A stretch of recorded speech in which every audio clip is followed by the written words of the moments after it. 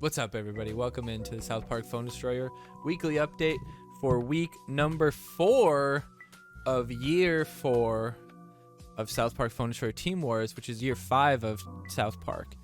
It's pretty crazy to say that we've been playing the same game for 5 years, some of us, but honestly, it's pretty awesome too, because of the community we've been able to build, the friends we've been able to make, the streams that people have been able to create, the content. It's been a nice chunk of years for people. So appreciate all you guys who have been here since the beginning. You guys mean a lot to me. And we're gonna get into the Team Wars. We're gonna get into my battles. We're gonna just play them in the order on the accounts that I played them in, which is gonna start with the Adventure Lock. The games might not be actually in that order. I don't technically number them in the right order. But if you want to see the outcome of the free-to-play bracket, then check out my YouTube tonight, Glanzer Gaming. We'll have a pack opening. We're gonna have a little fun with the pack opening videos because who the fuck gives a shit what cards I get? So we're gonna do jokes in packs. I'm gonna tell a joke while we're doing the pack openings. And talk a little bit about the results of the brackets and shit like that. So we're going to start it off with the Adventure Lock. So this week we do have a decent card pool with Inuit, Sheriff, Swordsman, and Pocahontas, but that's pretty much it. Angel is level 4, so that's a pretty good removal there. Angel's level 4, although Angel level... Alright, sorry, technical difficulties. So we're jumping back into the game. And... so we have decent level advantage for 4 cards. We do have Mimsy, that's right. For a few cards. I really didn't need to necessarily play the Robin there because Angel was healing, but we got a little bit of extra damage here. Outlaw, interesting choice this week. Now, if you could... I think the problem with Outlaw is that it's random when there's other units that you can kind of...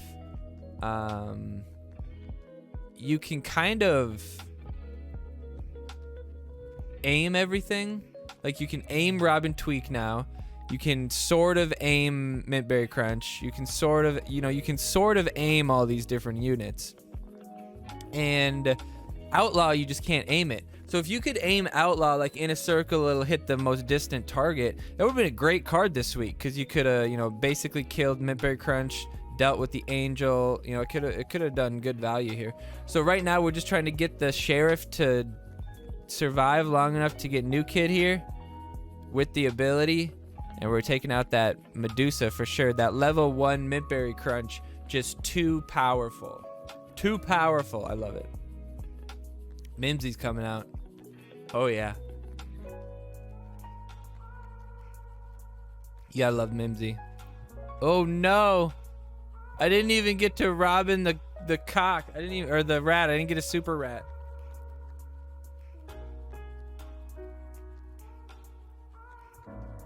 Who removes Mimsy? Who does that?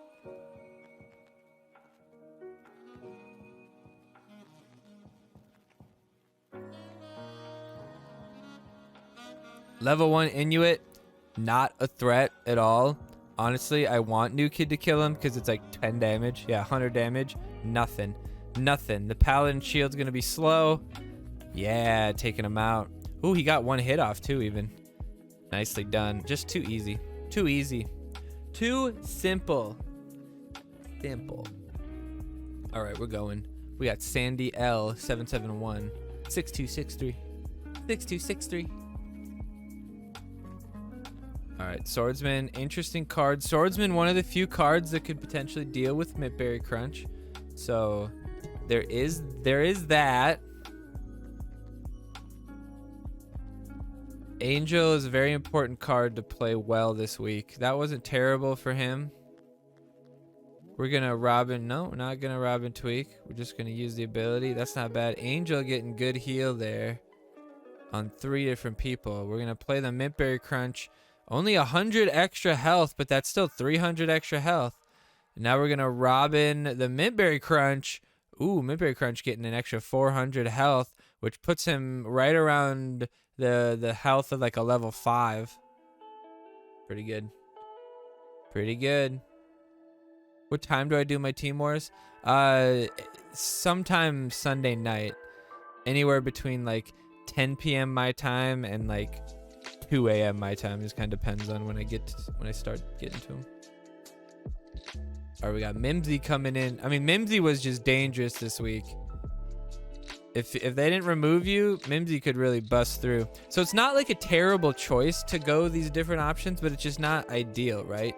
You could still maybe win all your games with those cards and be like, oh yeah, Mimsy was the right choice. I won all 3 of my games with Mimsy.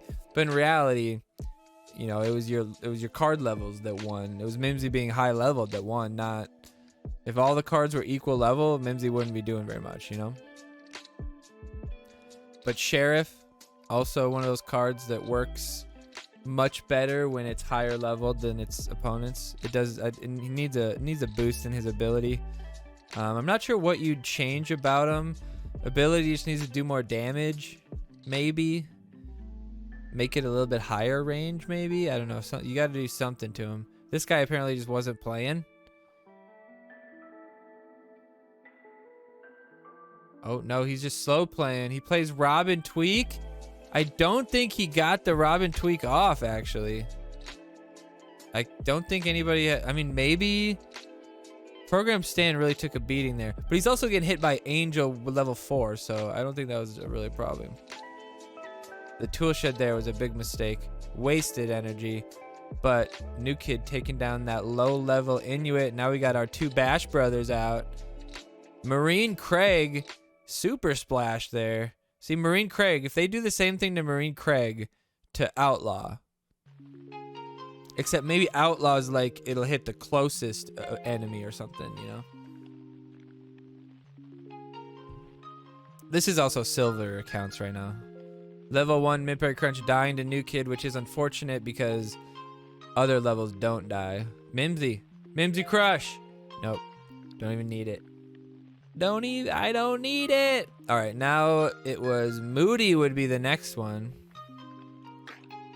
We got Jenny Peach Pit, 6,200, so pretty decent, but you never, like 6,200, still level 6 cards right there, right? Little bit of weird lag here happening, so we're not loving this right now at all. Paladin, though, should be able to deal with the Angel. Angel looking like she's getting New Kid hit, though. Not really sure what's happening here. The Paladin killing the Angel and Paladin. I just don't... I don't even know how... I don't even know how that lagged into what happened. I don't get it. I don't get it. But anyway, back to the action. We're going to just drop Enforcer in the back. Just a little bit of a slow play. Jenny Peach Pit. I mean, Jenny Peach Pit has pretty damn good levels for being a 6,200. So it's been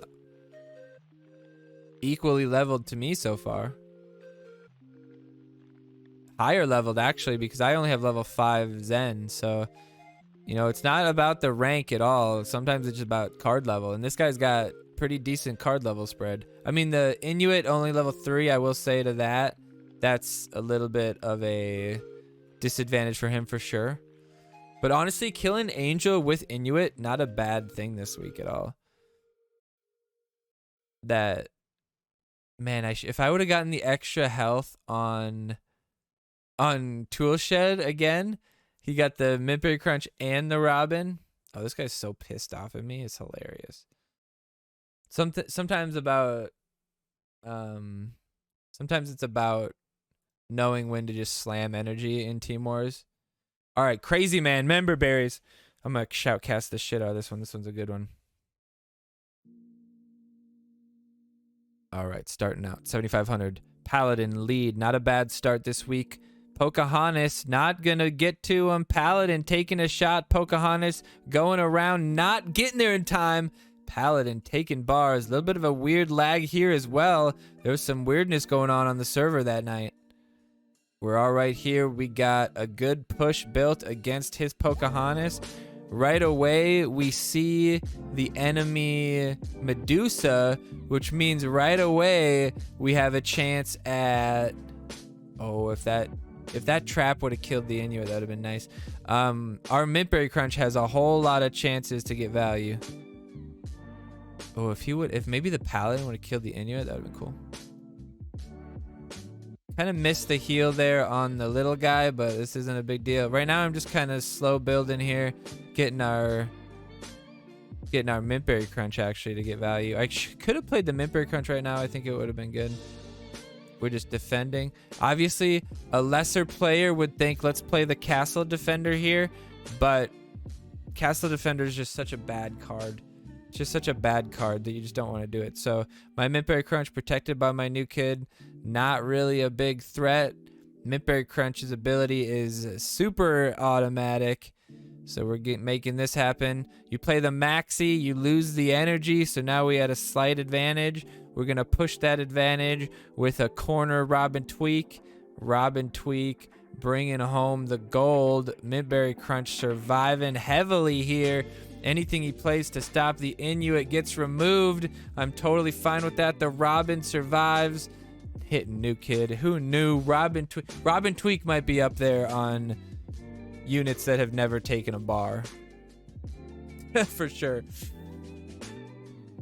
All right, team kick-ass. Sometimes you got to know when to hold them, know when to use your bar or blast to kill half of the people.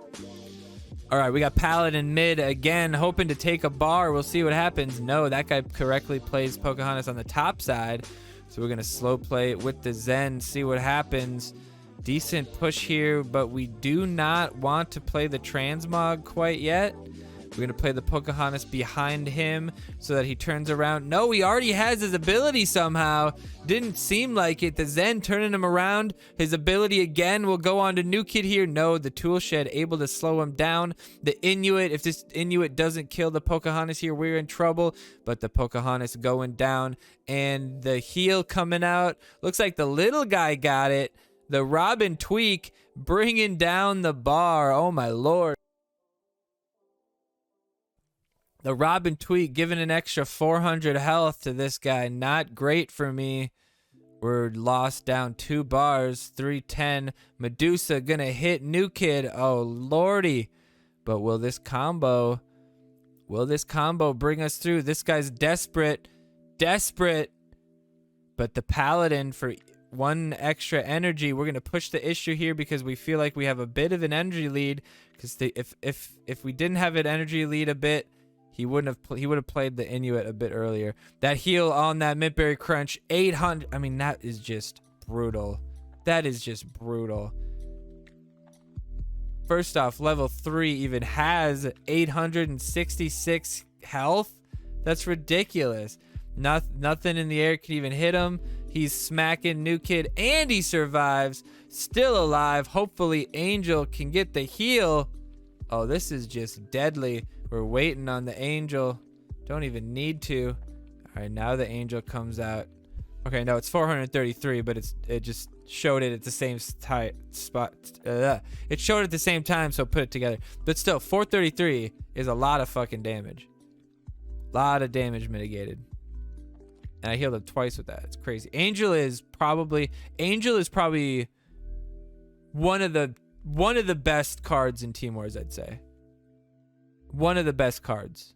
I think without a doubt. Finger Bang, decent team. Finger Bang.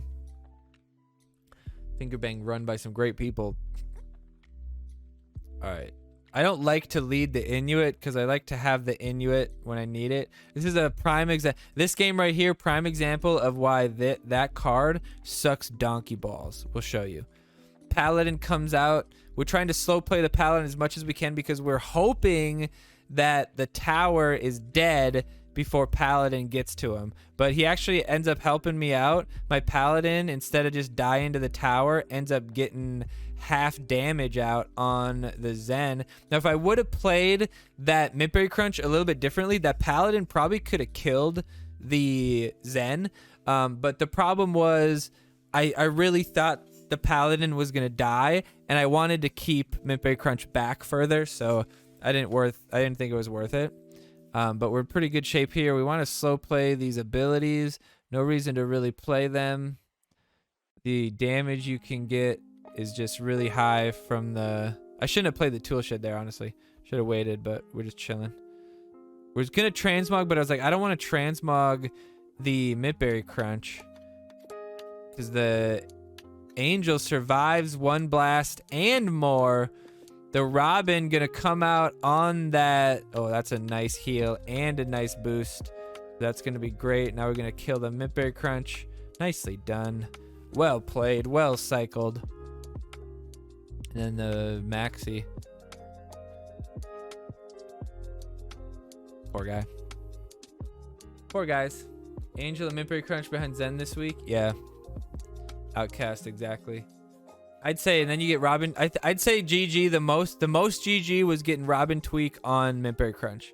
If you got Robin Tweak on Midberry Crunch, unless he gets transmogged, that guy's not going anywhere. He's surviving the whole game. So here again, it's kind of a counter, but like now your Zen's at half health. I just took your Zen at half health for 2 cost. And now you're pushing into me with your Zen out in the lead. Have a similar lead. I'm able to put technically more energy into this push because Staff is out and I was at max energy. So at this point, doesn't really matter when you play the tool shed. You probably want to just wait for a nice moment for the tool shed. Like it's going to stop Pocahontas or something like that. I'm going to use that just because I wanted to get that damage. The Angel was probably... See, look at that tool shed value. We hit the what's its butt, whatever it's called. That's good value there. We hit 3 units with the Midberry Crunch, and I just like, what a I love Team Wars. It's my favorite game mode simply for the fact that I do not have to worry about a fucking Satan dropping right here, so I can actually use Midberry Crunch for his ability. And even though it's level 3, my Midberry Crunch added an extra 200 some health, which is just gonna get healed out. Ah, oh, it's beautiful. The Midberry Crunch with so much health. Getting hit by New Kid, and look at how much health he's got. That's just so good. Yeah, but the thing is, if you play a Midberry Crunch, then you could get that maxi value. Or if you transmog them. So that was, if somebody transmogs you, you try to get maxi out ASAP. Alright, we got Chef's Elite and Chef's Army. No big time Chef's Elite, but this is 7945, so decent rank. So we expect a decent player. Level 4 tool shed, probably just this guy's got low levels in these themes and his main theme is something else, but we'll see what happens. We can play our tool shed to counter his tool shed. Doesn't threaten us very much. Angel behind our push, just always good. Angel's just so good. Midberry Crunch on this push is probably going to be the game breaker. Just getting Midberry Crunch out first was a big part of the game. It was really important. All right, we might lose the Angel here, but it might end up being... No, it was the Angel. That is kind of unfortunate, but as long as it wasn't the Midberry Crunch. All right, now here's the play. We get this Robin out on the Midberry Crunch, and now Midberry Crunch isn't going to die to anything. And the Robin actually surviving that level 3 Midberry Crunch. Nicely done. That's a max level 6 Robin because we did have Robin at level 7. Midberry Crunch just removing so much value from the enemy here. And right here, staying alive from New Kid. You play him in the right position. He's not getting hit by anything. Clearing out the opponents. Just so stupid good. All right, we got Happy Crip from Scuzzlebutt. Yeah, Midberry Crunch is real tough in Team Wars. Even if, like, transmog, or even if you power bind him, he might stay alive for 30 seconds. You still got to kill him, and he's a decent unit. You know, if he sits there blasting you. Anybody who played Maxi like that lost their matches.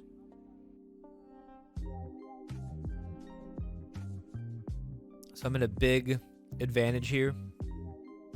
Obviously, I mean, if he gets really good Midberry Crunch value here, then we're, you know, not too worried. But I think what a lot of teams did was they're like, all right, we have more people that have level 4 Medusa than people that have level 4 Midberry Crunch because, you know, it's technically a newer thing. There's been a lot of 50% Medusa packs, right? But even at level 3, Midberry Crunch was an infinitely better card than even level 5 Medusa. Because I'm going to be able to get to your Medusa with my Midberry Crunch. I am sad. I don't think I got to use Inuit in the corner against a Mintberry Crunch. I don't think that situation ever arose for me. Maybe it did once. We'll see. We'll see. Maybe that happened one time.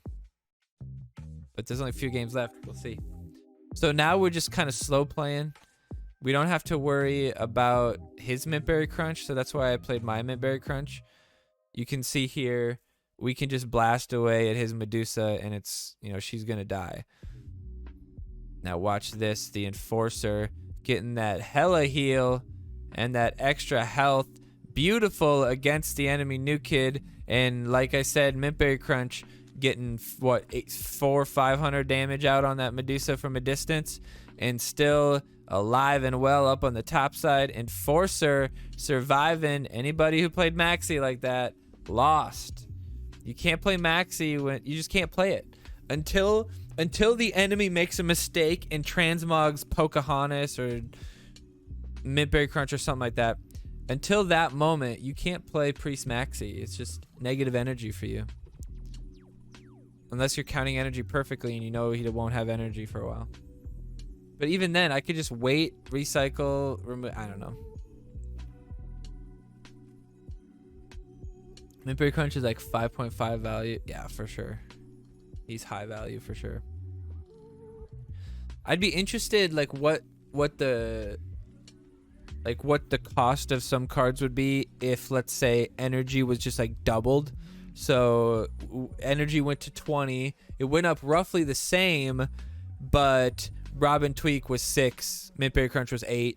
And then it'd be interesting to see how things kind of like fell in between on the odd numbers, right? So like Inuit Kenny could be, you know, 5 energy instead of 6, or he could be 7 energy instead of 6 and be stronger. You know, you get that kind of half step where, yeah, Mintberry Crunch could be, you know, 5.5. He could be a 10 energy card, you know, or you could make him at least 9 energy, which puts him at like 4.5. Yep, we decided to not play the Mintberry Crunch. Smart. Just waiting it out. The transmog on the Zen. Now the transmog on the Zen came before I played the Pocahontas, so it's not like he was trying to get the Pocahontas and missed. Robin Tweak on the Pocahontas here would be great, just because of the amount of health you're gaining here is just fucking bonkers. Like, I'm going from almost dead to 3/4 with an extra amount. So it's basically full health, original health, for 3 costs. So that's great. Great value there. Mintberry Crunch in the corner. Not much he's going to do about that. Pocahontas getting protected. Paladin was better this week. See how much damage you saved from that shield. The shield could stop you from dying to Inuit. The shield could stop a Mintberry Crunch damage. The shield is just really very good. Always hold the energy for the transmog. The little homie, Pocahontas' Death Wish. And Mintberry Crunch doesn't have to use the ability because he's hitting New Kid and nothing's going to stop him. He's all the way up. Just, I mean, this week, honestly, it makes sense to me why free-to-play would have, you know, gotten the best average of all time for reset week, at least. Since we reset, we had the best average. This deck is just brain dead to me. You know what I mean? Like, to me, this deck is so simple to play that I don't think anybody, even if they were leveled, I don't think anybody could have beat me. The only people that could have beat me were on my team. I swear to God. I swear to you. It was just so, the strategy was so clear to me. I don't feel like I ever had the chance to have a dead hand. I understood when to remove what. Like, he could play Maxi right now midline, and I wouldn't even I wouldn't even be mad. I wouldn't even be worried. You know, perfectly playing the tool shed and shit like that, getting fucking max ass value. If I would have healed the tool shed there, that would have been nice. I could have used the angel a little quicker, but see what I was saying? I was like, I'm not mad if he plays the Maxi. Not worried at all. Not worried at all. Okay, that's interesting. Because, like, check this out. I shit you not. I'm thinking in my head right now at this moment, all right, this is a great time to play Robin when he gets to half damage. Now the guy misplayed it. I used my ability thinking I want to stop damaging him so that he doesn't get to half, because if he gets to half health and then Robin hits him, then he gets the charge again and he'll start double healing. In this instance, him double healing actually isn't doing anything because he's not healing any units because that backline hasn't been touched. So right now we're in decent shape, and you can see we want that Pocahontas to just survive. We want him to just survive a little bit longer to get that heal off. So we push the Maxi out of the way with the Enforcer. We get an extra 266, and all of a sudden our Pocahontas is back alive. Our Mintberry Crunch clears out the back line, and then all of a sudden our Angel is going to heal up the Pocahontas, and Mintberry Crunch takes the Robin, and Taint Hickey. Taint Hickey's a great name, though.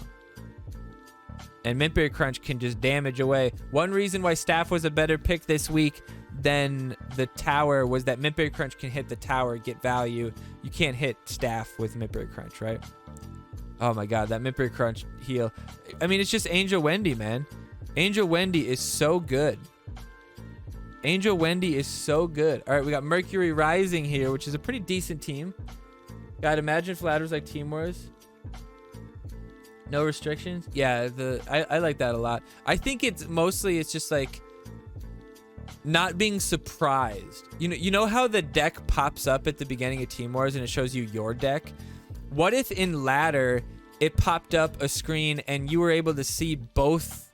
You were able to see your opponent's deck so that there's no surprise. Because I think the biggest part of Team Wars is like it's such an obvious.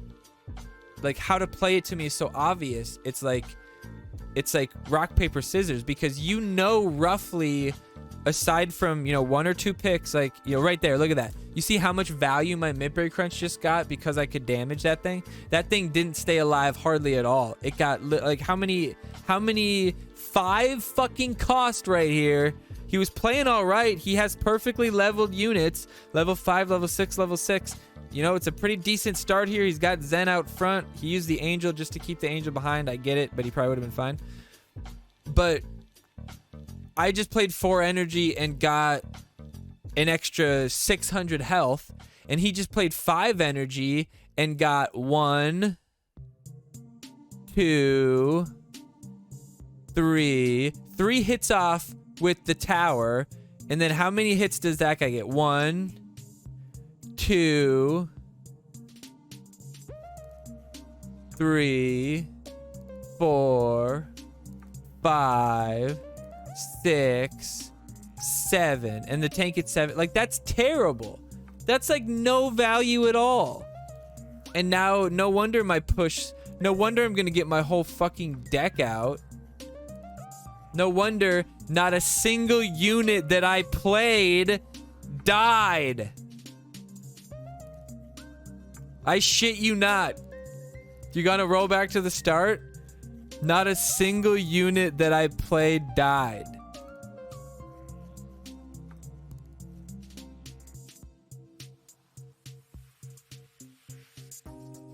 You believe that? Am I lying? If I'm lying, I'm crying. If I'm lying, I'm dying. Not a single unit that I played died.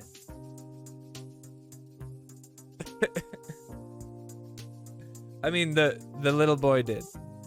Are we counting that? I don't think we're counting that. It's just so funny to me. The little Indian boys that could, though, multiple of those motherfuckers took a dive for us. Dude, look what happened with that Maxi, though. Did Maxi do his ability animation? No, look at that. Maxi went right into... He didn't do his ability animation, so that kind of benefited him. But yeah, nothing's died yet. Nothing's dead yet.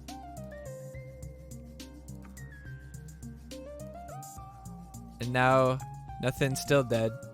The one thing that might die, about to get healed, still didn't die. Still, nothing cycled back into my hand. Priest Maxi. But yeah, knowing that I'm not going to get Sataned by the Mintberry. That was like the last game I played, I think. Knowing I'm not going to get Sataned when I play Mintberry Crunch like that, or Inkened or something like that. Knowing that that's not an option gives you just like the freedom to actually play stuff well. Also, this account was so stacked. Level 6 Pocahontas, level 7 Maxi.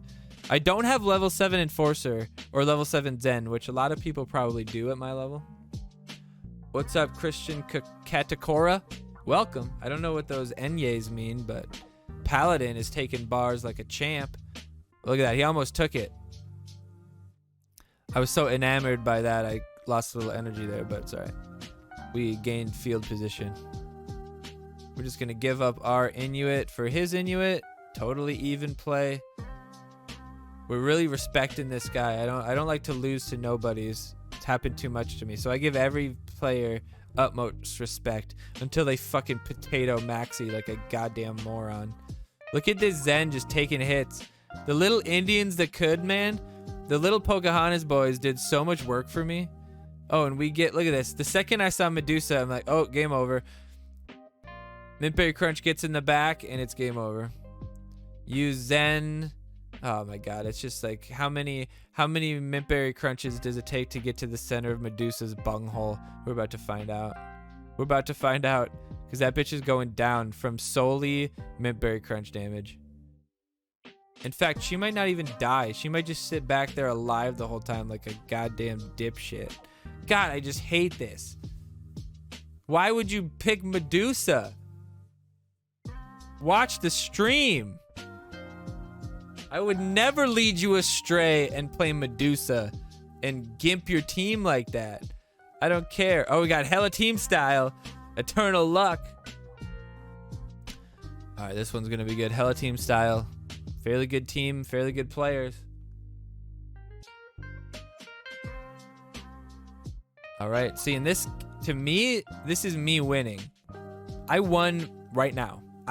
In my head, I've already won. I've already won for two reasons. One, he's going to play right into my ass. And two, he doesn't have Mintberry Crunch to support like a really offensive position like this. Like if he had Mintberry Crunch, maybe he plays Mintberry Crunch right now behind Pocahontas, then you get Angel behind him, and maybe you push through and you just railroad me and I can't stop you. But not with fucking slow ass, shitty ass Medusa. Now all I gotta do is get my Mintberry Crunch out. Already he's got this positioning where pretty much no matter where he puts shit, I'm gonna hit 2-3 units. If he does it right, I'm gonna hit 4 units. Sick. No, I'm gonna hit 2. I'm gonna hit 3 here. No, we're gonna hit 4.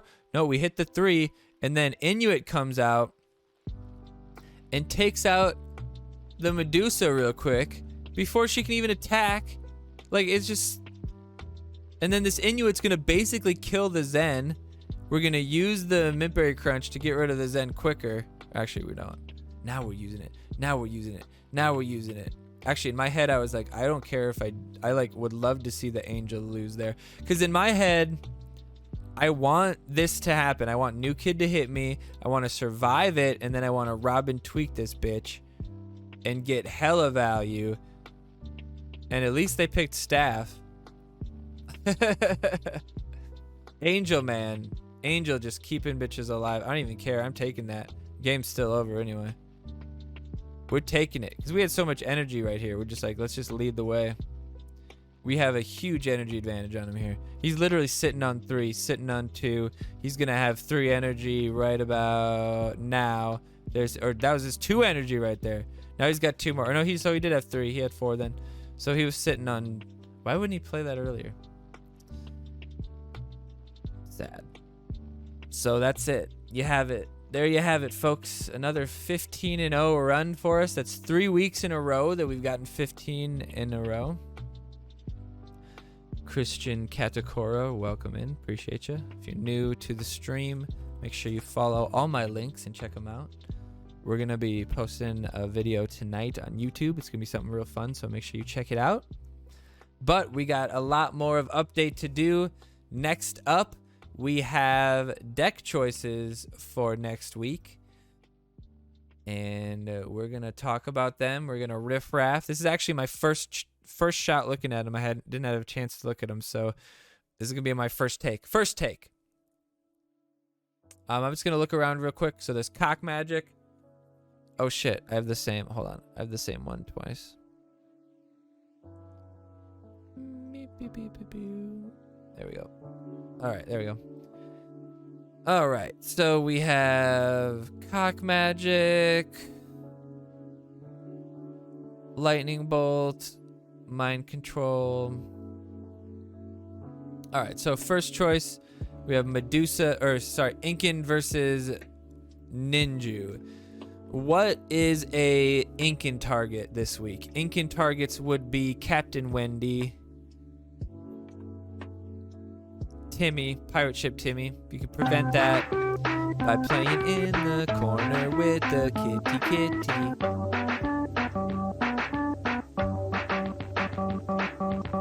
So you can really, so one thing about Inkin is that you can really, like, if you know, like, it's kind of like Satan and Cock Magic, and it's interesting how so many of these cards, Man Bear Pig for instance, so many of these cards are never picked in Team Wars, because when you know the card is an option, you're going to play in a way where you're just never going to give that card value.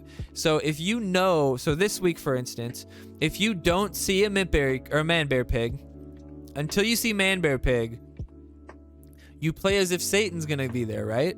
So you don't play Osimo and then play Pigeons with the Osimo, right? You know, you don't play Timmy and Inkin and Captain Wendy right next to each other, right? You understand that I have to play spread, I have to play loose, I have to play sparse, and I can't give him Satan value.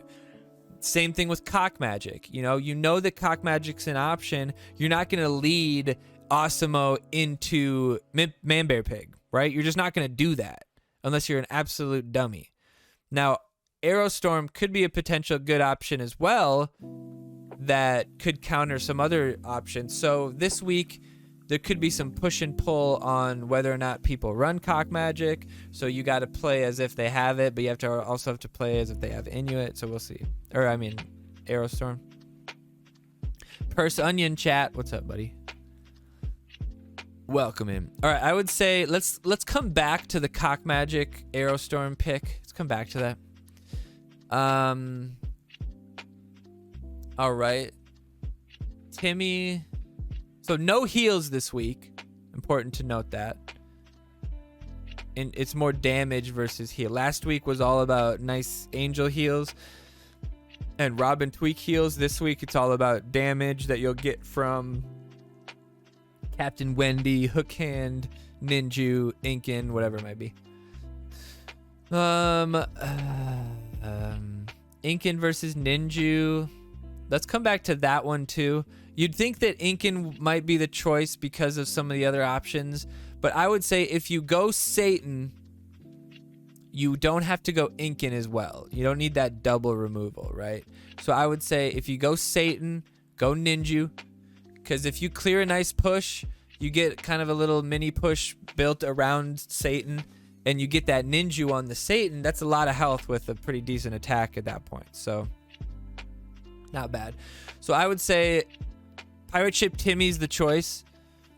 Pirate Ship Timmy damage can hit New Kid from a really far distance. It's a pretty decent counter to Captain Wendy because it can deal with her pretty quickly. It can deal with a little bit of the riff-raff, different things that could be grouped up together. And also it's just cheaper. And there's not a real big avenue for Bebe. I don't think people are going to run Pigeons because Mackie is just such a good card. And I don't think people are going to run Rats just because some dummy might pick Bebe, right? You don't want to feed Rats. But even then, Bebe doesn't even stop the Rats, I think, from taking New Kid. Yeah, Murph Ninju for sure. If you go Ninju, or if you go Murph, you probably want to go Ninju. But then if you go Murph, I would say I like the combo of Mackie and Osimo better than I like the potential combo of Murph Ninju, because if you play Murph, I'm gonna counter you with Osimo, and you're not gonna break that Osimo. Like, you're not gonna break the Osimo with your tiny little Murph damage. But obviously the Ninju is a threat. But when you have, you could also play Man-Bear Pig, and if you have Murph out there, you don't really want to cock magic and hit Man-Bear Pig and your Murph, right? So it's like a bit of a safety net there. It'd be, pigeons potentially, play Man-Bear Pig and then play pigeons in the corner so they can't play cock magic on you, or they have to gamble if they do. But then at that point, you're just kind of gambling. One thing about building a Team Wars deck is you only get 3 fucking matches, or potentially 5.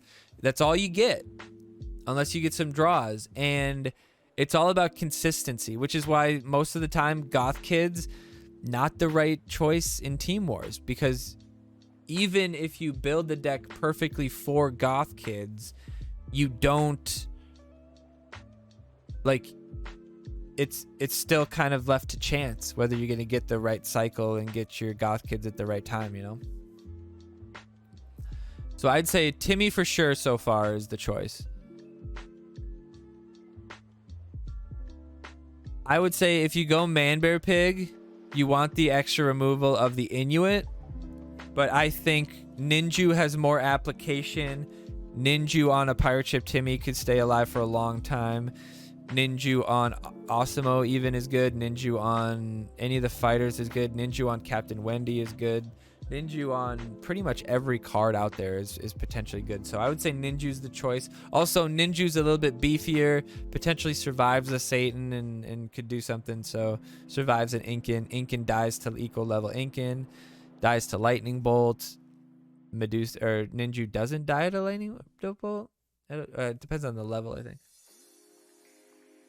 So you're going to see a lot of Ninjus this week, I would say. And another thing, if you do get a nice setup, let's say you got rats and stuff out and somebody does decide to cock magic, there's nothing really else to deal with the cocks other than, maybe you try to get Bebe or something like that. So you Ninju the cocks, they're going to take a bar, right? Ninju on Bebe. It's 8 energy for that. And if Bebe gets stacked, she could just get lightning bolted. So I don't like that. Don't like it. Don't like it one bit.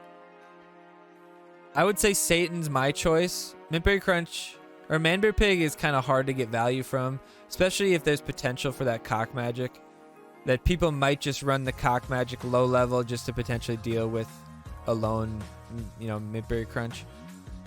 Not Mintberry Crunch, Man-Bear Pig.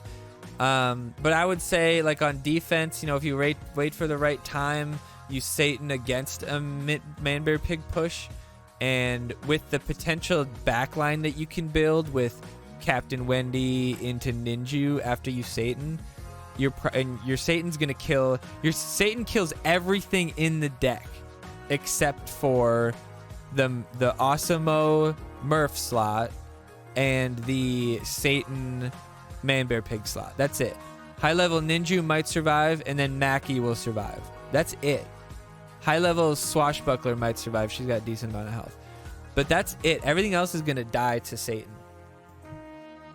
So I would say Satan's also your Ninju. Since we've already kind of decided that Inuit isn't the choice, Satan is going to be your best Ninju counter, because if they get a few units with a Ninju push, the only way you're really going to be able to deal with it is to kill him quickly. And Satan has no threat of getting removed. Mind control is not going to stop him. He can't be lightning bolted. You can't cock magic Satan midway. It just doesn't make sense. The last 2 times Man-Bear Pig's been an option, I got my ass kicked by multiple level 5s. Well, yeah, that sucks. If it's high level and, there's not much else to deal with it, it for sure can be trouble. But I think Osimo plus Satan on defense with the backline that you can build, Poseidon slowing down, which Poseidon's probably a good choice this week. We'll decide on that. I think personally, for me, I think Captain Wendy is the choice. Captain Wendy can help deal with the pigeons if they have pigeons. It can help deal with backline. It can help. It can hit New Kid from a pretty good distance. But the biggest thing I would say with Captain Wendy is the ability to deal with, you know, if they're going to lay an assassin next to your tank, they can't just lay the assassin and not worry about something attacking it, because the Captain Wendy can hit everything. It's awesome. It's awesome. But otherwise, Alt-Human Kite, you know, if you don't have super high levels, a lower level Alt-Human Kite could be very dangerous. You get Alt-Human Kite, you get a ninja boost on him, and you can keep him alive for a long time with his ability. So I would say if the majority of your team can get Alt-Human Kite to level 5 with the ninja, it might be pretty good. Level 4, he might not be able to survive enough. He'll die to the Captain Wendy and shit like that. But either way, you're probably going to get Sataned. But you could maybe move out of the way of the Satan. So Alt-Human Kite, I could see him being good, but I find so much use for the Captain Wendy, especially since if you get Captain Wendy surviving a push, doesn't get hit by New Kid, if you play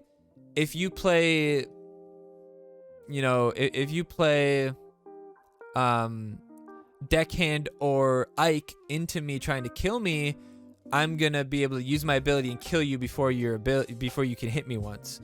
And if she hits New Kid at level 6, it pretty much kills the entire New Kid bar. So it's just so much value. So I personally think Captain Wendy's the choice, but I could understand Alt-Human Kite being a choice, with Ninja especially. Mind Control versus Lightning Bolt. Mind Control targets.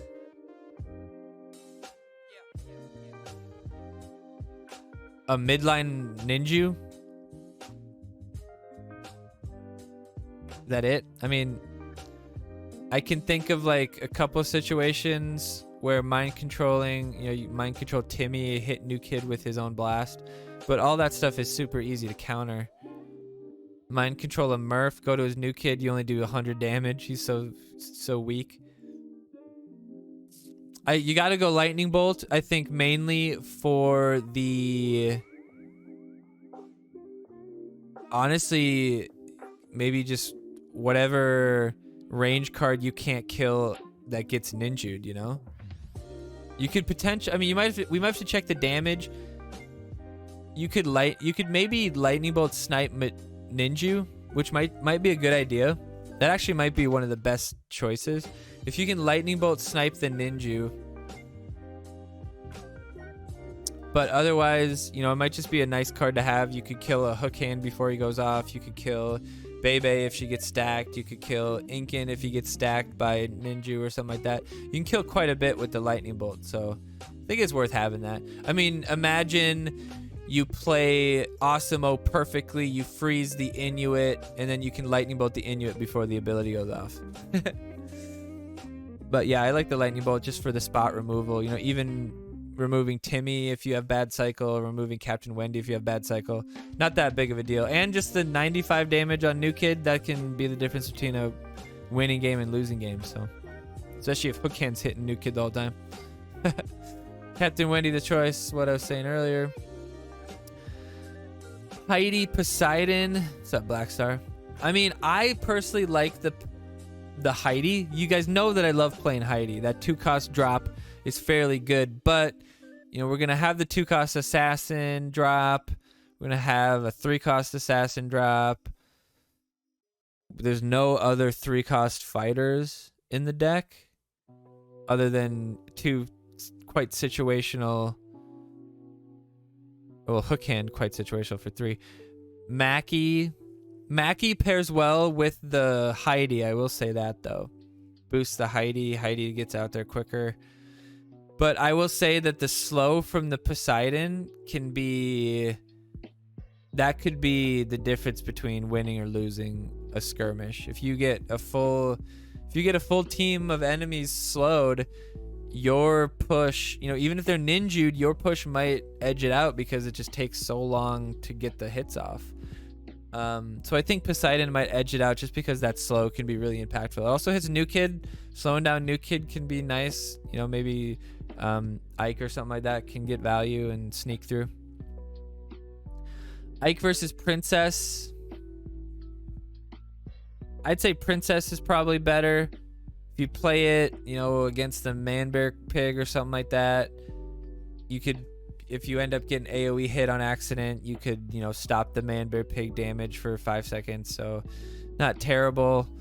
Not a terrible card to use against Inuit or Incan. If Incan is at your new kid, you use Princess, you let him kill him, and then Inuit or Incan won't be able to do much damage to new kid before new kid can kill him.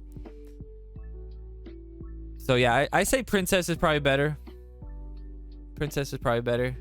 Ike doesn't really have a situation where he can get a lot of damage. He's gonna die to a lot of stuff, so Mackey's the choice. Mackey's so good. Pigeons have a lot of counters. You don't want to feed Bebe with pigeons. Mackey, though, turns New Kid into a beast. Potentially turns Captain Wendy into a nice pair. That Mackey boost on defense is going to win you games. I'd say Osimo to pair with the Mackey. Osimo with Ninju is just as impactful as Osimo with Murph. I would say more so because Murph doesn't attack as quickly. His attack is already low. Osimo attacks pretty quickly, so that Ninja works well with him. I mean, that Osimo used to be one of the best cards in the game. And Rats versus Deckhand. You like the Rats potentially stop cock magic value, but Rats die to so much. There's AoE, there's abilities, there's potential stacking of Bebe. That if Bebe level 6 gets 2 stacks, that's a lot of, like, that's a trouble card. You got to remove that card. Because at that point, she can one-shot your Ike. She can one-shot your Deckhand. I would say Deckhand. The only way you're not going to get Deckhand value is if it hits some sort of swarm. And if you play the right cards, it won't. But I mean, Deckhand healing on Manbear Pig, I would say, or Satan, I would say is pretty decent value.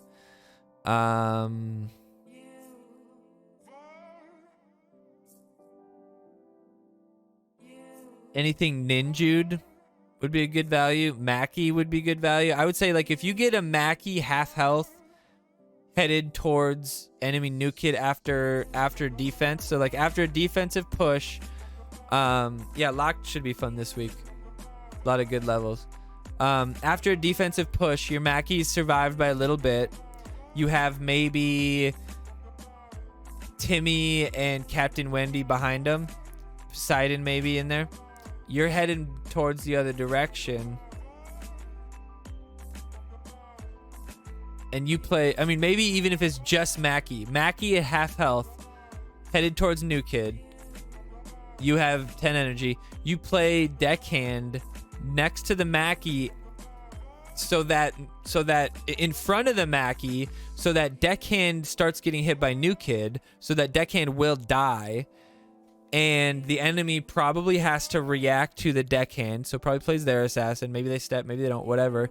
But either way, Deckhand dies and heals the Mackey to full health, and then you just let Mackey do it. You just let Mackey do his thing. Maybe at that point you then play Ike or Princess or something like that.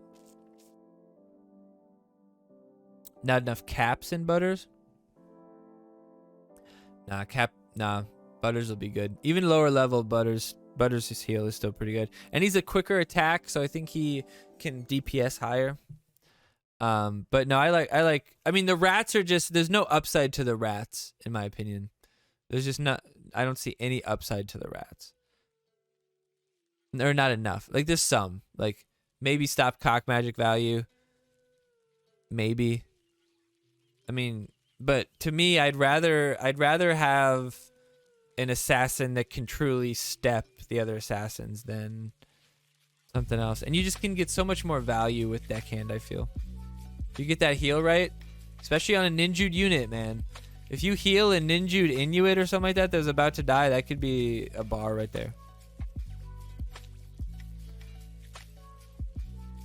All right, so one announcement. we have started to kickstart the Patreon a little bit more. We're gonna get into it either tonight or tomorrow, where we start out our like monthly posts and setup and stuff like that. We're gonna do contests for gift cards. We're going to do, depending on your tier, we'll do deck advice, Team Wars advice, Team Wars reviews, game reviews, and then at a certain point, you know, we might even open up some sort of like training stuff, you know, like one-on-one hour long, you know, either I'll play your deck or we can play Team Wars against each other or whatever it might be. And, you know, the idea is to just, you know, kind of coach people and kind of be like a super in-depth, personable way instead of like a broadly, because, you know, you can only learn so much just by like watching a YouTube video. It's much, or even just a live stream, it's much more impactful if like you truly like. I think that the perfect setup for me would be you're playing on Discord, or we're on Discord, that person is playing and streaming it on BlueStacks to Discord, and I'm watching them play real time. That would be ideal, but also we can do videos. But I think ideally we would be in a Discord call and we could be doing something live. Like or even if it's just I could play the deck and stream it to you, and then you could watch me, and I could, because the idea is like I want to get better at this deck because this deck I have the levels for. Show me how to play this deck, kind of thing. I've been watching this guy do League of Legends coaching, and it just makes me wanna do it. I don't know why. Anyway, we got one patron so far, so it's not completely lost. But there will be giveaway contests, whatever. Technically, it has to be a contest for Patreon. But if you want to get good and have some chances at getting some weekly giveaways, and all sorts of stuff, and we'll also every week you'll get a write-up of my deck choices. That will be done by Monday night, and then we'll have a general deck strategies for Team Wars, and that will be done by Friday night. So you guys can have some. If you're on the Patreon, you'll have more in-depth information than what I can give you on these types of streams, which is just very broad. All right, speaking of broads, where's Pegs? All right, what am I missing? What's next? The update? Update. All right. If you didn't know, we have a new card. I asked Glanzer to help me get good, and he advised you can't polish shit. You can make it smell nice, though. All right. Just what I wanted, the gay dog from season 1. LOL. All right, so Full Moon Sparky. Well, weekly events. This is going to be a weekend event, so I'm assuming you're going to have a chance to get this as a legendary card. Legendary 4-cost fighter. It adds attack to nearby allies, and it does. There's no discrimination there, so it's not like Mackie, which is just kids, or something else, which is just fighters or whatever it is. It's indiscriminate. The AoE isn't great. If you want to check out some videos of the live gameplay, you can go to the update and click any one of these, and you can watch those. But basically, the concept is he acts as a normal fighter, but when he uses his charge, he will like a treat will appear in front of New Kid, and he will dash back to that treat and heal himself for, in this case, 285. So it's probably a percentage of his health the whole way through. So as his health goes up, the heal goes up. So it's probably about 3/4 of his health back. So he's pretty much full. He's pretty much gonna come back full health. So he heads down. He's half health. He's about to die. You use the charge, and he heads back towards New Kid. Takes the health. Then acts as a normal unit. If there's units there, it's not like he's a headhunter, you know, he'll keep going back and forth. There's units there, he'll help defend them, right? So I would say let's talk about him a little bit. I don't like that he's a legendary card. I feel like something like this should be more like an epic. But also I'm also sort of glad that it's a legend, because I can kind of see a lot of value from this. It's stuck in staple, or it's stuck in adventure, where the alternate 4-cost fighter is a staple of the deck in Som. Or the fairly decent at, you know, a mid-tier level swordsman Pocahontas kind of thing. So kind of trouble. Or I mean, like Sizzler versus this card, like how are you possibly going to pick this card over that? But I would say there is some very high upward potential for this card. Obviously, just like Mysterion, he could be alive forever, right? And if you have this guy out and Mysterion out, and your cycle is going to be pretty short if you keep him alive. It is technically a beast, you know, a monster. So one application with this guy would potentially be in a Nicole deck.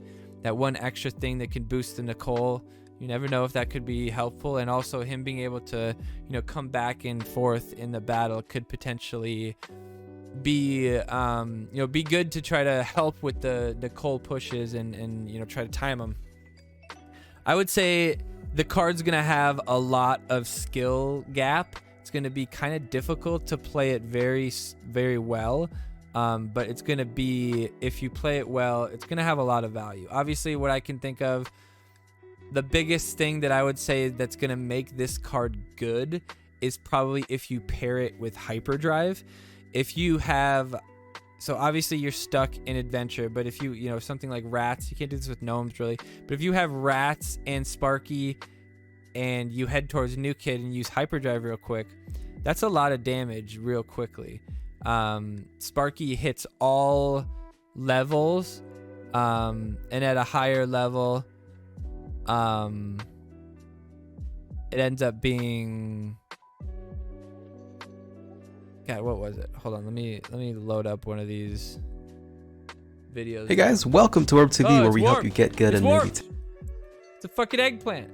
I remember he's got the stats. Okay, so if we look at, don't forget, check out Warped on YouTube.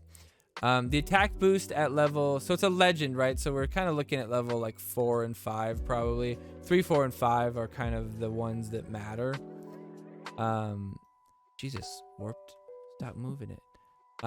Max 3, the attack boost is 35. Max 7, it's 60. Max 5, it's 50.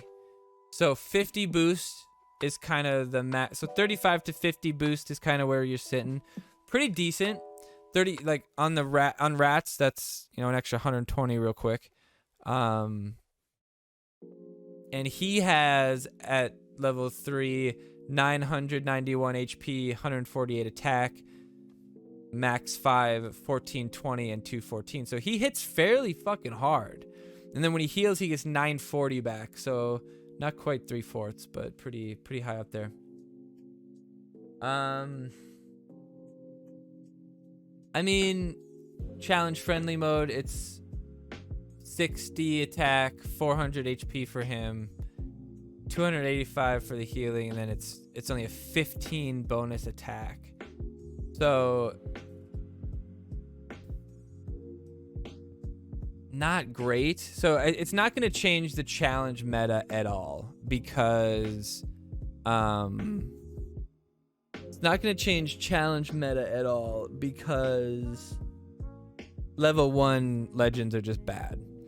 But at level 3, 4, 5, it's a pretty decent boost. But the problem is, I think the biggest impact with him would be Swarm. And if Swarm starts to become super powerful, Satan will just become in every deck. Inkin will be in every deck. Aerostorm will be in every deck. people start running Fireball again. Like if that type of stuff becomes popular, people will adjust, and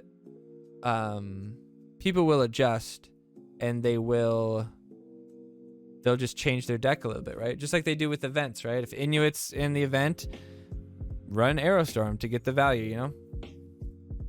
But I can just like think about so many fun applications of this.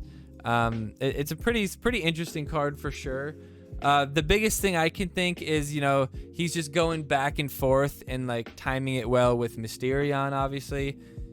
You have an assassin and a fighter coming at you at any given moment. That can be very impactful. And then the Mysterion gets extra attack too. Not bad.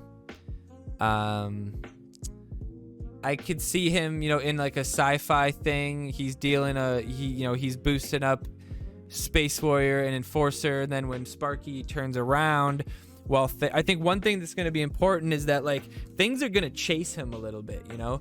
If he doesn't get out of their aggro range, he could just have people chasing, and then the stuff that was getting boosted by Sparky is now just blasting something for free because they're not actually on Sparky, you know, they're not actually attacking. And then if they keep following him, I can just imagine, like, you know, using Sizzler, stunning him. Sparky gets his heal, turns around, and all of a sudden you've got Sizzler with an extra 50 damage hitting you, you know, and be fairly boosted with that. Then you could play something like Warboy or, you know, Hyperdrive or whatever. So yeah, definitely a lot of application with him.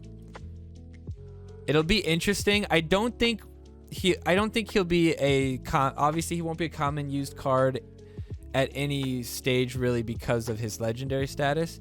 But I would say even if somebody got him leveled up, you know, they're not gonna really, you know, you can't just play this card and win like you can maybe like SWoW or something like that. You know, something leveled that's just like really great stats that are just really hard to deal with.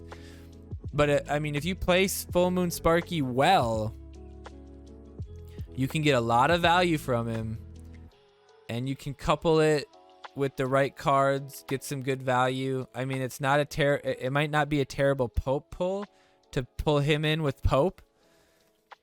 And then, you know, he's coming back and forth while Pope is blasting stuff the whole time. So it's interesting. I feel like the card can be paired with future Randy. Yeah, that's interesting. You're just kind of going back and forth with it. And then Sparky keeps some damage. And the one thing about him is like they'll all go back into a group and potentially be next to Sparky then. And then Sparky could blast him. You know, and if Sparky gets out of position, he can use his ability and get back. So the entire Marsh family in the game? Yeah, technically. That's what I was thinking. Frontier obviously would be a easy addition to him, or to a deck with Sparky. I think that's definitely true. I could see him working well with Cox, with a Cockhouse and Randy or something like that. You know, he's running with a group of Cocks, supporting them, and when they're all about to die, when the push is about to get pushed back, he bails, resets, and then joins the last row of Cocks coming at him, right? So they could definitely work well with cards like that. I think spawning cards are going to be interesting with them. I don't think there's a whole lot that really works well with him. That's not like easy to counter. Obviously, like gnomes are going to be good with them. Like if you just use him and something else in Hyperdrive, you know, him and a couple of cheaper cards, Hyperdrive, it's just a lot of value. But it's not super game changing. You know what I mean? Like if you get Ninju on a bunch of units, 116 damage, game changing. If you do that same Ninju and you're only boosting them 50, not that big of a deal. You know, it doesn't really win any games. You know, it could, but it doesn't really turn it around. Like when you really get that damage, you can really turn it around. But obviously he could be potentially good with visitors if you play it right. He can go past the visitors, and then when the visitors hit something, he can then turn around and then keep the aura on the visitors depending on the range. That's what I was saying. Yep, he'd be decent with Nicole. I would say, I mean, Nicole, the best probably deck with him would probably be a Frontier deck with Nicole, Amazingly Randy, Coop, Catapult, Gnomes, stuff like that. Cock Magic maybe, so that you could, you know, play Cock Magic and then play him on the cocks, and then have a huge, like, you could have a cock, you could have cocks with 140 extra attack. Buff critters in there. Oh yeah, that's a good point. Yeah, that could work out. The problem is you wouldn't want to accidentally kill Full Moon Sparky when he's running back to heal. But yeah, I think there's good options. I think there's good options. And it definitely is an interesting concept. Something that's, I would say he's going to be really impacted by pathing and stuff like that. He might just run like a dipshit and not get back anywhere. So that's one thing that's a problem. But I think he's good enough where he's going to be, it's going to be interesting. It's going to be interesting. To make a Pro Plays compilation video of this card. Yeah, when he's an event card this weekend, we'll definitely try to get a bunch of video of us messing around with different concepts for sure. All right, new kid getting that extra stun. The only thing I have a question there is if Super Fart will also get an extra 2 seconds, because we know that when you use Super Fart on an Inuit and it kills the Inuit, your new kid actually takes damage as if it was your Super Blast. So Super Fart is basically just running your Shockwave, and I'm wondering if that 2 second stun will extend to that. If that's true, and all of a sudden Super Fart is a 2 second global stun on your side, that might all of a sudden be one of the best cards in the game. But I would say the Shockwave stun, even though it's only a second, being a full 1 second difference, like it's a full 100% difference, right? It's doubling it from 1 to 2. That's going to be impactful. Stuff like Sizzler, stuff that survived and used to beat up New Kid. It's going to be much easier to deal with it. I don't think it's going to impact Team Wars as much, because most of the time this in Team Wars, stuff is surviving still with a pretty decent amount of health. Not a lot of stuff barely survives, but in Ladder, there's quite a bit of stuff that barely survives New Kid. And now it's not, you know, like Sizzles barely survives, isn't going to get that extra stun, or you're going to be able to play stuff on Cycle and get back into it. So that'll be interesting. Alien Clyde, I'm kind of withholding my judgment until I kind of understand what it means by spreads to ground units nearby. If that's just AoE like Marine Craig, I think it's kind of shitty. They decreased the total damage. So like, even though they made it AoE, they decrease the damage. Like, I mean, it makes sense, but it's like at the same time, if Alien Clyde can't kill Mecha Timmy, he's worthless, right? I don't care, you know, if you want to kill, you know, visitors or something, use Marine Craig, right? It just kind of doesn't make sense.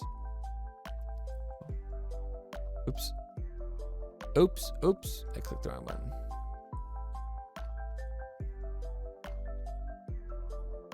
Alien Clyde. Hold on 1 second.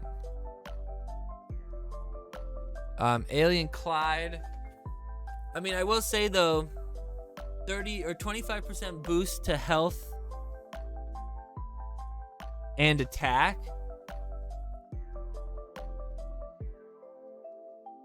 20% boost to health and attack. It's pretty good. So at least he's a better unit overall. And the damage is faster, so it's a little bit more impactful. So, I mean, maybe, you know, help deal with Swarm a little bit. I don't know. I don't like it. I don't like the change, though. I wish they would have just made it faster, single target still, and just do it in 10 seconds instead of 20.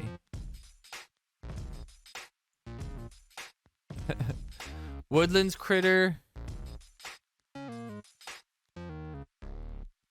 So the charge is just going to always be there. It's going to work better with Coop. You're going to be able to pretty much just kill every Coop as it spawns, which is kind of interesting.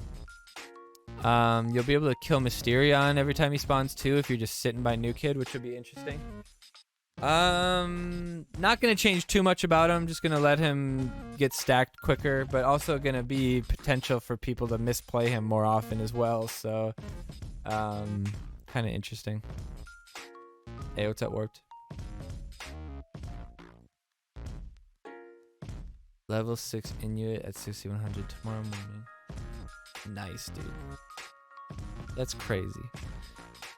Alright, Shield Maiden, I kind of get what they're doing here, but a 22% increase in health along with that decrease in the power, I mean, that's crazy. So now the power duration is always 3.5.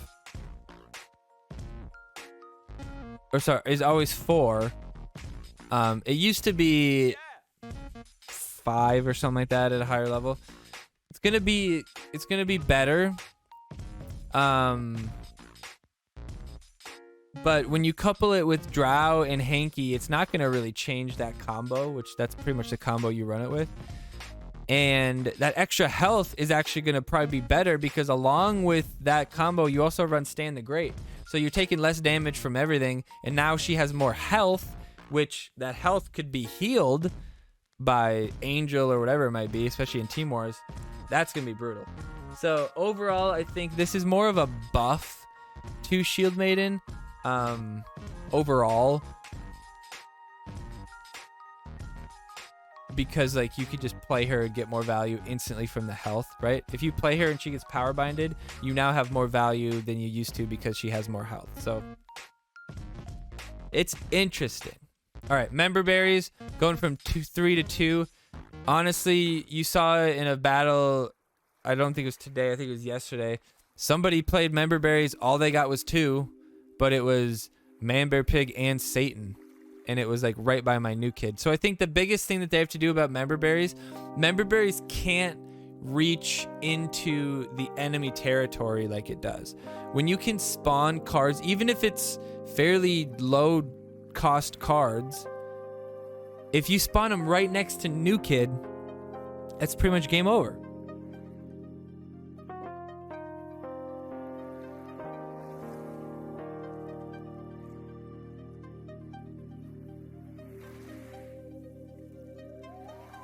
Number 2 now. Nice.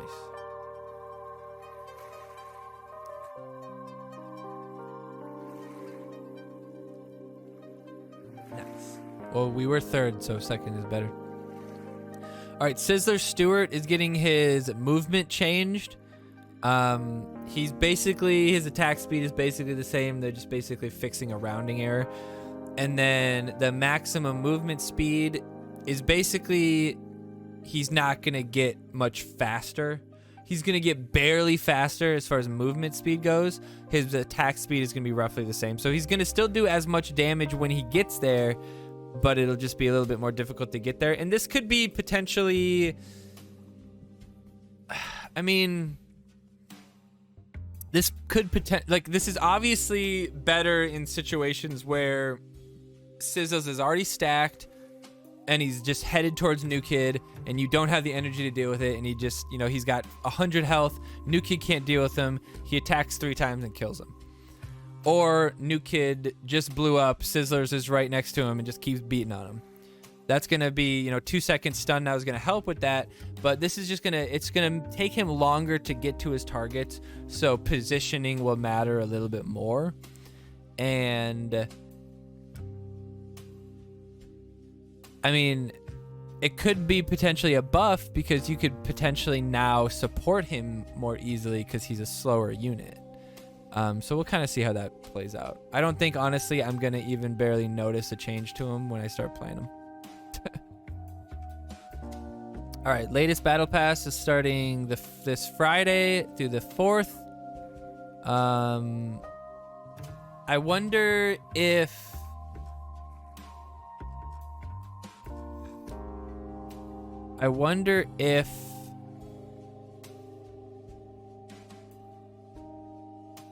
it's gonna be just like generic ones going forward. So like the doggy isn't the theme for this one. Them going to like a generic battle pass is potentially good and bad. It's good because they can just cycle that forever. You know, you don't have to worry about supporting and figuring out new stuff and stuff, which is okay. But then it also means like maybe they'll, you know, they're stopping even that support as much as like, you know, even sometimes they'll have themed battle passes where, you know, you get certain cards, you know, maybe it's a new card, or maybe in an episode a certain person was featured and so they use the battle pass to feature that card, or I don't know what it could be, but we'll see. I'd like to see them just if they're gonna do a generic battle pass like this, I'd like to see them just make there be more stuff in there. If it's just gonna be generic random, make there just be more of it. As of right now, you know, you don't really know what you're gonna get. I would love if those epic you get to pick, like if all these battle pass you get to pick which one you get and it's not random, it would really make the value go up, because even if it's just 1, 2, 3, 4, 5 epics, it's useful. And then you could change it to just one legend if you let me pick it, because then I could get my, you know, level, you know, my 7 out of 8 Mintberry Crunch to level 4 easier. But that would also be kind of bad, because you'd have a lot of people that would get their cards leveled up. Isn't necessarily a thing you achieve. But we'll see if they keep, you know, just because they're doing it now, they're maybe just focusing on some other stuff. So they're implementing this, you know, more serializable option so that they don't have to worry about trying to figure out what they're going to do every month. And then, you know, for special months, they'll do, you know, special battle passes. But I mean, there's still new cards coming out, so I can't. If we don't have a new card for quite a while, then we can start worrying. Sparky from the show looked different. He's wearing a mask because from gameplay it comes off when he dies. Okay. Although it does kind of look like he gets decapitated. LOL. Seriously, until you lower his cost, Scuzzlebutt events are just pointless. I disagree. Scuzzlebutt's like one of the greatest cards to pair with member berries. You guys have been flooding the legendary pool lately. Have some love for commons, and I agree to that. I'm wondering if truly, to me, it's like I think you'd have more people that would spend $50 to get a rare card to level 4 or 5 than anybody. Like, way more people would do that than people would spend $250 to get just a level 4 legend. And level 4 legends typically aren't playable for the higher levels. I mean, they are, but you know, if you're gonna spend, like, to me, it's like if you're gonna spend money, you want it to be at like the highest competitive level, right? So I would say more people would buy, but I mean, they make bank on like rare cards, like $8 for 10 of them they were selling. It's like, that's crazy. But they all cost the same. Yeah. 12 copies in a year guaranteed. You just focus on one card. That'd get leveled up pretty quickly. You'd have a lot of level 7 legends already if you could do that from the start. But you can't do it from the start, so. Our themed battle pass is officially over. I have to say that's such a missed opportunity. Well, we'll see. We'll see. I agree, new cards coming up. We have 2 legendary cards released previously, and even Season 25 is on its way. Can't understand why you guys had to stick to a generic format. Probably just so they don't have to worry about it, honestly, but we'll see. Should be at least cheaper. Yeah. I would spend $69, but there's something with that price tag. Does feel any sense of excitement has gone from the game. Doesn't feel like the devs are even trying anymore with constant recycled events. I mean, there's new cards still, right? Like, I play a couple games. Like, there hasn't been a new card in those games in forever. And they just recycle the same shit over and over, the same battle pass over and over, the same events over and over. You can't really, I mean, the D-ranking issue isn't constantly ignored. They've done more than any other game does. You can't force people to play, and a lot of D-rankers are just people that don't play very often. You know, the game's 4 or 5 years old.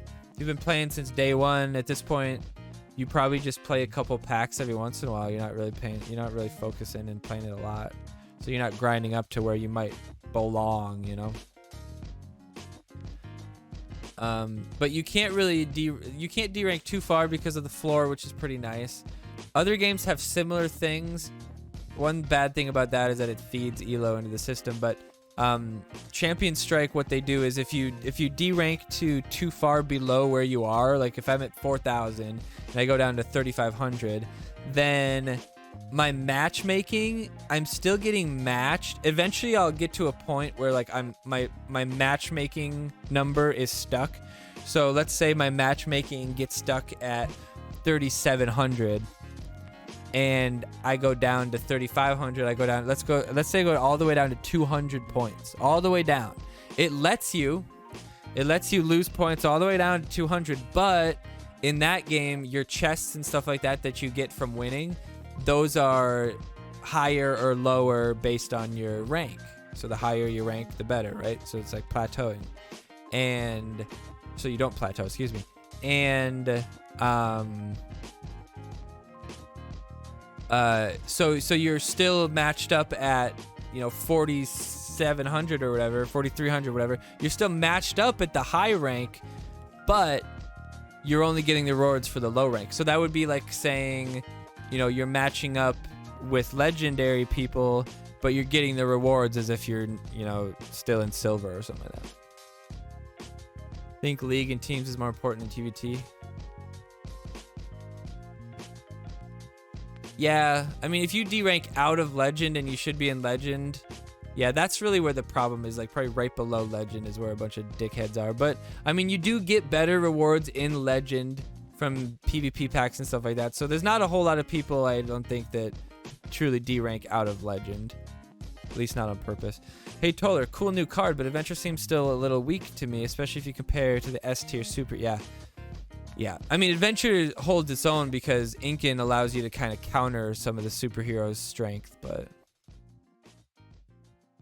Thank you and your team for a great game. I hope member berries are better to handle now. Maybe you should make them vulnerable against lightning. And yeah, I agree. You should, I mean, lightning bolt, maybe, fireball, aerostorm, stuff like that. Incan, maybe. No, I guess I could see Incan just going over them, so that makes sense. Every new card is just an epic or legendary 4 cost. How many cards in the last year have been under 4 costs? Barely any. That's true. We haven't had... Oh, shit. I just clicked way too far ahead. But that's true, though. We haven't had many cheap cards in a while. The last cheap one was like, what? Diabetes and hamsters, pretty much? Yeah, pretty much. I guess Nicole's 3. She's fairly recent. They want us to buy them, dude. Yeah. Mayor Sambug, yeah, Mayor Sambug fucked me over the other day. It's real annoying. Urkel was the last assassin? Damn. Just like this post above, I'd ask you to confirm that the dev team... Yeah, I don't care. What gives? There's no legendary card to boost Sparky in the weekend event. More importantly, don't forget to sub to Glanzer Gaming on YouTube. That's funny. There's no legendary card to boost Sparky. Oh, I see. Like on the event. Well, you just gotta run Som or something. Like, it's not a big deal. You're probably gonna run that card anyway. Are you guys aware that the top players on last week's Chaos leaderboard was a hacker? Nice. What's with Cheesy Poofs? Yeah, we haven't done Cheesy Poofs in a while. Will Alien Clyde also target hamsters like Hook Hand? Yeah, that sucks. I don't care. No. Put the gold soapbox and kite box in the shop. Seeing new kids in the early 2 and 3s with the gold box, a slap in the face. Oh, that's really funny. We just missed the original deadline. Completed all 28 battle passes. You guys have never put the wizard outfit, witch doctor, scientist, dwarf. Yeah, I'll agree. They kind of missed out on getting some of those. Like, why don't you just like cycle those through stuff, because there's people that are going to come in that want a chance at this stuff. But I guess, it's kind of nice to have some OG shit too. Why not add Sam since he's his owner? Yeah. Second this, or very least, give us the outfit boxes in the recycled events. Yeah, I really want boxes to impact the game in some way. Like, gives you a slight boost or something, like Mystic box gives you a tiny little bit of extra energy. Adventure box gives you extra damage. Fantasy box gives your new kid extra health. Just random shit like that. Sci-fi makes your new kid shots do more damage. Or, I don't know. Spread to more people, so it's like AoE, shit like that. Alright, don't forget to drop your comments and stuff like that on the forum so that section lasts longer. Obviously, I think if we waited a couple days, that probably gets to be a couple more pages because obviously, you know, this just came out today. But it is what it is. But guys, I am fading fast. I stayed up way too late last night. I think I was up to like 5 a.m. And then I woke up at 6:50. I had a nightmare. It was the weirdest thing. Like, I was down in a, I don't know what house I was in. I was in a basement, or like I was in a lower floor, and there was clearly a leak. So there was water coming through, and I was looking around and trying to figure out where it was coming from. And it was like in the middle of the night, I think, too. So I was looking around, and I was like, what the fuck, where's this coming from? And I go upstairs to this I'm thinking like, fuck, like something's up in the bathroom, like something's broken in the bathroom. So I run upstairs to the bathroom, and I look at the door to the bathroom, and it's just smashed to shit. Like the whole, like it's just absolutely fucked. You can kind of see in, and the bathroom is clearly all fucked up. And I'm just like, what in the fuck is going on? And I like go towards the bathroom. I'm like, what the hell? And then I stop and I turn and I look down like this hallway or whatever there. And there's this dude who looked like it was like the Penguin from Batman. Like he was really short, and he had like a hammer, and like a ball peen hammer, and then like a normal hammer.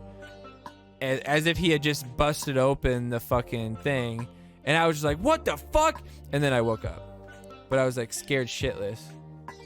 But anyway, I'm fading fast, my friends. So I'm not going to keep playing South Park. It's already 11 o'clock. But we will play tomorrow. We'll be grinding a bunch of South Park. We'll finish up the main account. We'll finish up we'll finish up Blue Bucket. And then we'll see where Moody and the Adventure Lock stand. And hopefully we'll get it finished out. But we'll finish the video, then we'll do that giveaway Arkansas. Don't you worry about it. But I appreciate you guys all stopping by. If you haven't subscribed to the channel already, I would appreciate it. We're doing an SPPD t-shirt giveaway once we get to 1,000 subs. So if we get to that 1,000 mark, the sooner the better. And we'll get a t-shirt giveaway going. Otherwise, be on the lookout for other SPPD physical card giveaways on Twitch. We will see you guys next time. Peace out. Peace out.